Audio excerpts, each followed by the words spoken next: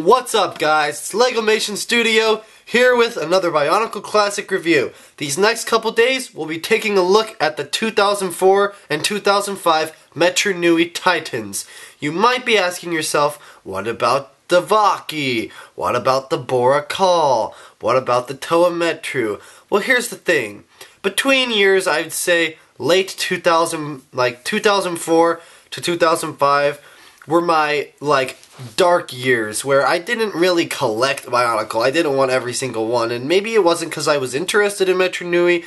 Maybe it was because, I don't exactly know, but the point is, I don't have the complete collections. I am missing Wenua of the Toa Metru and pieces for many of the guys in general. I'm also missing a lot of the Hordika. I only have 4 Hordika. And I'm missing Wenua for that as well, and Matau. And I'm also missing 2 Vaki, the green one and the blue one. And I'm also missing a bunch of Visorak. I only have 2 Visorak. I have the white one and the green one. I don't have any of the others.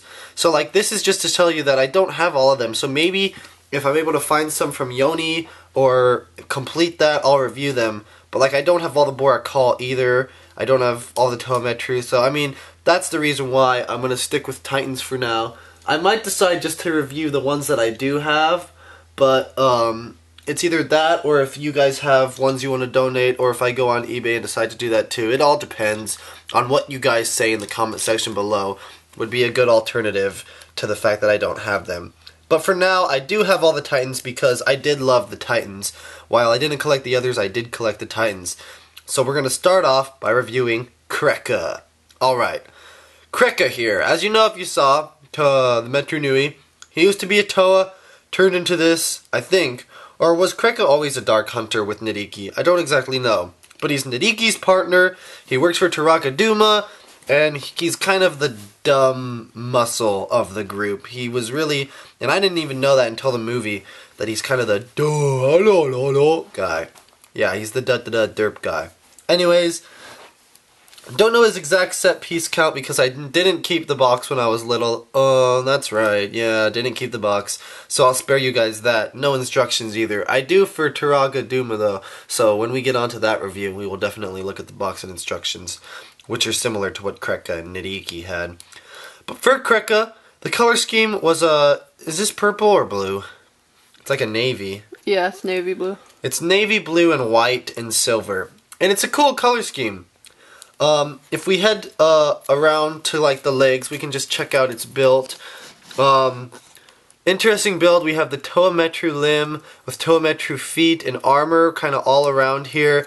But it's elongated by these new pieces that we were given. During the Metru Nui phase, we were given these, the hands that we had for Toa connector ball joint pieces, but instead of having a spot to put an axle rod through, it actually went in the other direction, that it could connect to another one, and they'd be placed back to back in order to make a double ball joint socket, double ball socket limb. And they had these weird white designs on them too.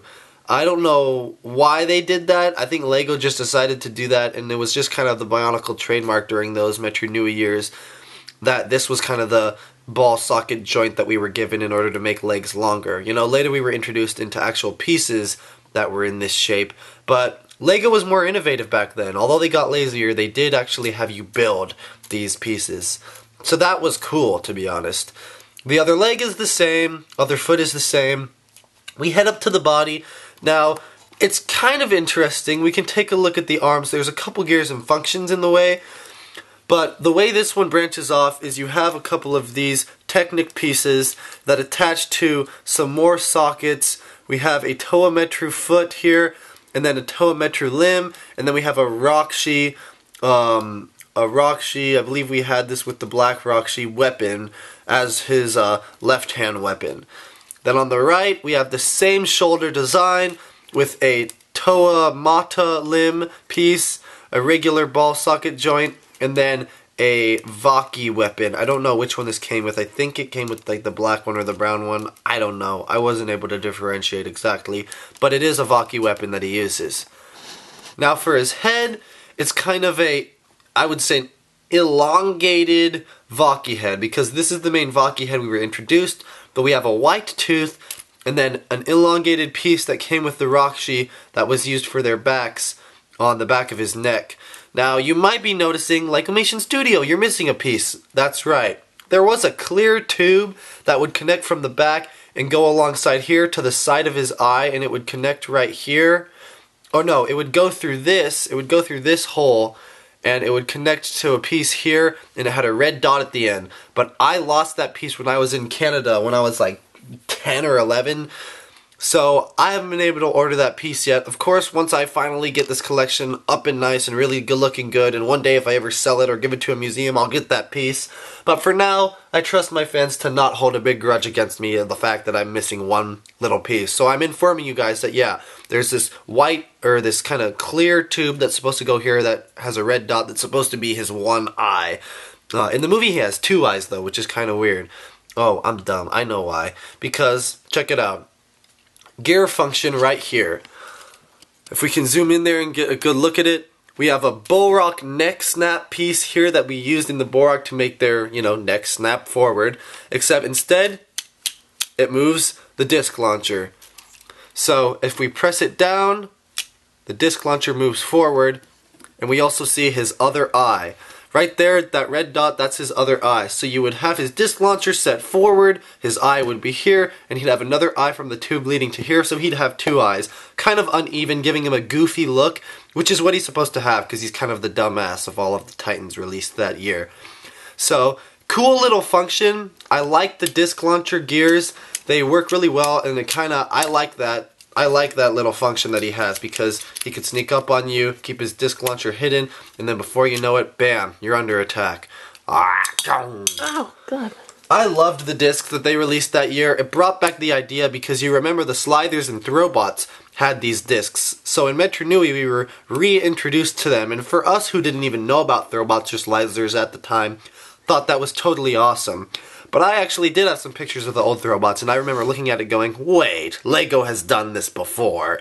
But they hadn't done it for Bionicle, and they were starting to introduce the weapons with the, ammo that becomes that you can use to shoot and stuff, because the idea of masks taking over, that's Krana, Krata, or infected masks, by the time the Metro Nui lines came out, they decided to not go that route, because it's a prequel, as you know, the Metro Nui saga, and the idea of Makuta taking control of beasts and stuff wasn't very prevalent. So that's why we were given these new ideas of using actual ammo as the kind of Bionicle underlying collect all the discs, collect all the Krana, those sort of things. Except now it was discs, and soon it would be Zammer spheres and so on and so forth. So, but more, I'm just kind of going off on tangents about Krekka. He has a Rakshi foot as his front, and yes, he does have one more function. If you head on back, it's kind of a Rakshi-like function. You see this little twisty gear here. It moves his head and his kind of whole front body back and forth. Let's see that on the other side.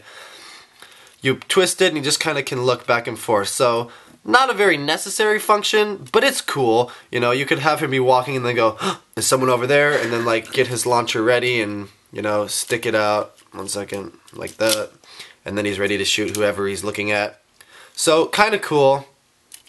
Yeah, so that's his function. There's a little rubber band in there. I don't know, can you see it? Mm-hmm. And that's what's used to snap him back into position. If you don't want him looking that way all the time, it'll snap back. So, cool. He has two functions, which is great, because I believe Nidhiki didn't really have any functions. So, we were given two functions with Krekka. I would say he was a great set. He was really tall. The last set we had been introduced that was this height was Makuta. So it was nice to have some more Titans be released, and we would get more and more later every year. But the thing about the Metro Nui Titans is that they were all very innovative in the way that they made their legs and designs, because it wasn't all just solid pieces. It was a lot of pieces, and small pieces, as you can see, are intertwined. And they even stuck with color scheme. You have the navy blue and the white, the navy blue and the white, and they tried to keep that going throughout Krekka.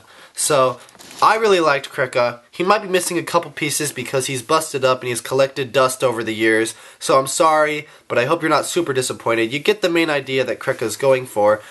And I've got to say, if I were to rate him, I'd give him a 5 out of 5, like a 9 out of 10.